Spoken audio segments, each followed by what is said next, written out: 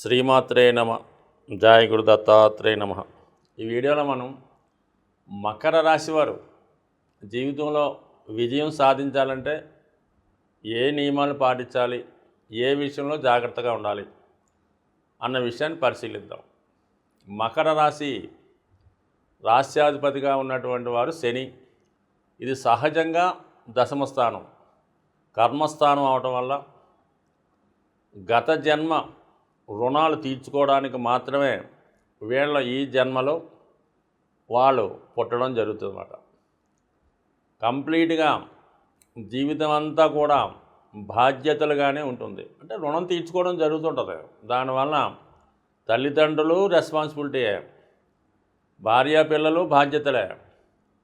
అలాగే ఎవరి మీద ఆధారపడలేకపోవడం, ఈ విధంగా ఇతని జీవితం అంతా ఒక బాధ్యతగాను నిరంతరం పోరాటంలో సాగుతూ ఉంటుంది. ఏ రోజు కూడా జీవితంలో విశ్రాంతి తీసుకునే సమయం అనేది జాతకుడికి ఉండదు. అంటే మామూలుగా సాయంకాలం పడుకోవడం విశ్రాంతి కాదు. జీవితంలో అన్ని బాధ్యతలు తీరిపోయినాయి అమ్మయ్య అన్న విషయం ఈ జాతకుడి జీవితంలో ఎప్పుడూ రాదన్నమాట. ఎప్పుడూ ఏదో బాధ్యతగానే వెళ్తుంటాడు. మరి ఆ విధంగా పోరాడే శక్తి కూడా భగవంతుడి జాతకుడికి ఇవ్వడం జరుగుతుంటుంది. అందువల్లనే ఎంత పెను తుఫాను ఎదురైనా, ఎన్ని కష్టాలు వచ్చినా, కళ్ళ ముందు ఎన్ని ఘోరాలు జరిగినా అలాగే ఒక మహావృక్షంలా నిలబడే ఉంటాడు ఈ జాతకుడు. కష్టాలకి పారిపోవడం కానీ భయపడడం కానీ ఉండదు. అటువంటి శక్తి భగవంతుడు ఇతనికి ఇచ్చి మరి ఈ భూలోకంలో అతని యొక్క బాధ్యత నిర్వహించమని పంపించడం జరుగుతుంది. అందుకని అతని జాతకం ఆ విధంగా ఉంటుంది. దాని తర్వాత వచ్చే జన్మలో ఇంకా బెటర్ అవుతుంది. ఈ జన్మలో మాత్రం ఇంతే అనుకోవాలన్నమాట. అటువంటి జాతకుడికి మరి కుటుంబ స్థానం కూడా కుంభరాశి, అది కూడా శని అధిపతే. సో ఈ విధంగా కుటుంబం బాధ్యతలు, కుటుంబం యొక్క సహకారం లేకపోవడం, బాల్యం అంతా కూడా ఎవరి సహకారం లేకుండా తన జీవితాన్ని, తన గమ్యాన్ని తనే నిర్దేశించుకొని ఏం చదవాలి, ఎలా ఉండాలి తనే నిర్ణయించుకోవడం, అలాగే ఎవరిని నమ్మాలి, ఎవరిని నమ్మకూడదు. అయితే కేవలం చిన్నతనంలోనే కొందరికి బాధ్యతలు పడుతుంటాయి. అంటే తల్లిదండ్రులు సక్సెస్ కాలేకపోవడం వల్ల, ఇతర కారణాల వల్ల, వాళ్ళిద్దరికీ గొడవలు పడకపోవడం వల్ల పిల్లవాడి మీద శ్రద్ధ పెట్టలేకపోతుంటారు. ఈ కారణం వల్ల బాల్యం అంతా కూడా ఆ విధంగా జరుగుతుంటుంది. సో ఏదైనా ఒక బాధ్యతాయుతంగా తొందరగానే సంపాదన మొదలవుతుంటుంది ఈ జాతకుడికి. ఇంకా అష్టమాధిపతి రవి అవుతుంటాడు కాబట్టి ప్రభుత్వ ఉద్యోగం అయినా కానీ సాధారణ స్థాయిలో చిన్న స్థాయి ఉద్యోగం రావడం జరుగుతుంది. ఎందుకంటే ఇక్కడ వీళ్ళకి దశమ భావం తులారాశి, అక్కడ రవి నీచ. కంపల్సరీగా ప్రభుత్వ సర్వీస్ వస్తుంది. కానీ క్లాస్ 4 సబార్డినేట్ పోస్టులు, ఈ విధమైన పోస్టులు వస్తున్నాయి. అంటే టాప్లో ఉన్నవాళ్ళు లేకపోలేదు. ఎక్కువ స్థానం కోసం మనం మాట్లాడుకుంటాం అన్నమాట. అంటే బిలో కేడర్ అంతా కూడా, అలాగే సర్వీస్ చేసే కేడర్ అంతా కూడా ఈ స్థాయిలోనే వాళ్ళ యొక్క సర్వీసు ప్రారంభించి ఉన్నత స్థాయికి వెళ్ళడం జరుగుతుంటుందన్నమాట. సాధారణంగా చిన్న స్థాయిలో ప్రవేశించి టాప్ ర్యాంకులోకి వెళ్తారు తప్ప ఒకేసారి ఉన్న స్థాయిలోకి రాలేకపోతుంటారు. అలాగే ఎక్కువ టెక్నికల్ రంగంలో రాణిస్తారు. ఇక్కడ శని శ్రమకు కారకుడు, రాశ్యాధిపతి. ఇదే రాశి యందు కుజుడు ఉచ్చ, టెక్నికల్ నాలెడ్జ్ అన్నమాట. ఎక్కువగా మెకానికల్ ఇంజనీరింగు, పాలిటెక్నిక్, ఐటీఐ అంతా ఇలా టెక్నికల్ సంబంధించిన కార్పెంటర్ కానీ, ఐరన్ సంబంధించిన కానీ, మెకానిజం కానీ, మిషనరీ కానీ అన్నీ సంబంధించినటువంటి రిపేర్లు, ఇనుపు సంబంధించినవి అన్నీ కూడా ఈ రాశి వారికి ఒక మెకానికల్గా ఒక మంచి బ్రెయిన్ కలిగి ఉండి, అంటే బ్రెయిన్ ప్రతి వాడికి ఉంటుంది, కష్టపడే సామర్థ్యం ఈ రాశి వారికి ఉంటుందన్నమాట. ఎటువంటి పరిస్థితుల్లో అయినా, అంటే అక్కడ వాతావరణ పరిస్థితుల్లో నీటిలో అవ్వచ్చు, ఆకాశంలో అవ్వచ్చు, లేదంటే చాలా కండిషన్స్ బాగలేనటువంటి ప్రదేశాల్లో అవ్వచ్చు. సో ఎక్కడైనా సరే వీళ్ళు వర్క్ చేయడానికి ఇష్టపడతారు, ఎన్ని గంటలైనా పని చేయడానికి ఇష్టపడతారు. సో అందువల్ల వీళ్ళు ఈ టెక్నికల్ మెకానికల్ రంగంలో బాగా రాణించగలుగుతుంటారు.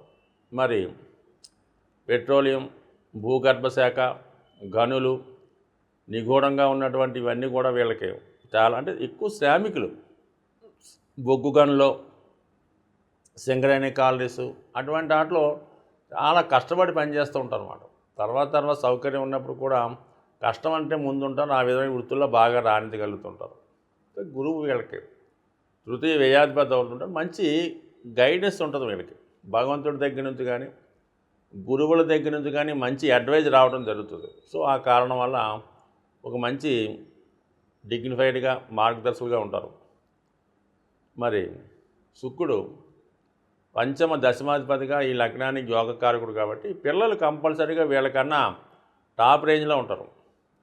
అంటే ఒక విధంగా చెప్పాలంటే వీళ్ళు సాధారణ లైఫ్ గడుపుతూనే పిల్లలకి అత్యున్నత స్థాయి లైఫ్ ఇవ్వడం జరుగుతుంటుంది అన్నమాట. మంచి స్కూల్లో జాయిన్ చేయడం, మంచి సౌకర్యాలు ఇవ్వడం, వీళ్ళకి లేకపోయినా వీళ్ళ మంచి బట్ట కట్టకపోయినా వాళ్ళ పిల్లలకి చాలా సౌకర్యంగా చూస్తారు. వాళ్ళకి ఏ లోటు రాకుండా పెంచుతారు. వీళ్ళ కష్టాలు వాళ్ళకి తెలియకుండా పెంచుతుంటారు.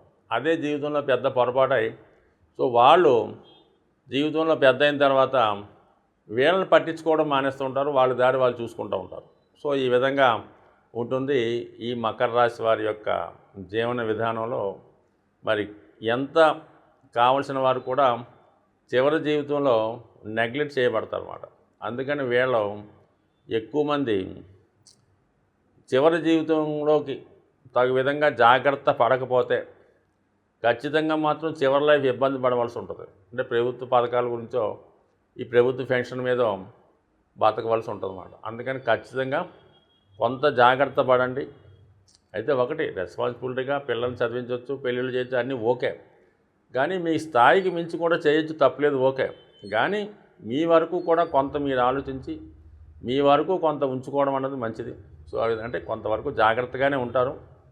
చాలామంది జాగ్రత్తగానే ఉంటారు ఈ మకర రాశులు. ఎందుకంటే వీళ్ళు కష్టాల నుంచి పైకి వచ్చారు కాబట్టి భవిష్యత్తు కోసం కూడా ఆలోచిస్తారు. కానీ కొంతమంది అతి నమ్మకం వల్ల, వేరే కారణాల వల్ల ఈ విధంగా చివరి జీవితం ఇబ్బంది పడుతుంటారు. వాళ్ళ స్థాయిని బట్టి. అంటే వ్యక్తి యొక్క జాతకం జ్యోతిష్ శాస్త్ర ప్రకారం అక్కడ ఉన్నటువంటి భావాల ప్రకారం 3 రకాలుగా నిర్వహించడం జరుగుతుంటుందన్నమాట.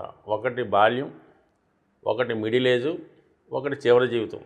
అక్కడ జాతక చక్రాన్ని విడగొట్టి అష్టక వర్గుల బిందువులు, గ్రహాల స్థితిని బట్టి వీళ్ళది బాల్యం బాగుంటుందా, మిడిల్ లైఫ్ బాగుంటుందా, వ్యయం బాగుంటుందా అన్న విషయాన్ని పరిశీలించడం జరుగుతుంది. అలాగే కేంద్రాలు, అపోక్లీములు, ఫణఫరములు అన్నటువంటి 3 విధాలుగా 4 చెప్పిన విభజిస్తారు. ఈ కేంద్రాలు బాగున్నవాడికి లైఫ్ జీవితాంతం బాగానే వెళ్తాడు. అది జ్యోతిష్ శాస్త్ర ప్రకారం ఆ గ్రహాల స్థాయి ప్రకారం విశ్లేషించడం జరుగుతుంటుంది. ఇది కూడా ముందుగానే నిర్ణయించవచ్చు. దాన్ని బట్టి వీళ్ళ జీవితం ఎప్పుడు బాగుంటుందో నిర్ణయించుకొని ఆ బాగులేని సమయం కోసమే జాగ్రత్త పడాలి. బాగున్న దానికి ఏం పెద్ద పర్వాలేదు కాబట్టి ఏదన్నా మకర రాశి వారు చివరి జీవితం కోసం జాగ్రత్త పడక తప్పదు. ఇక వీళ్ళకి సప్తమ భావం చంద్రుడు, అష్టమ భావం రవి.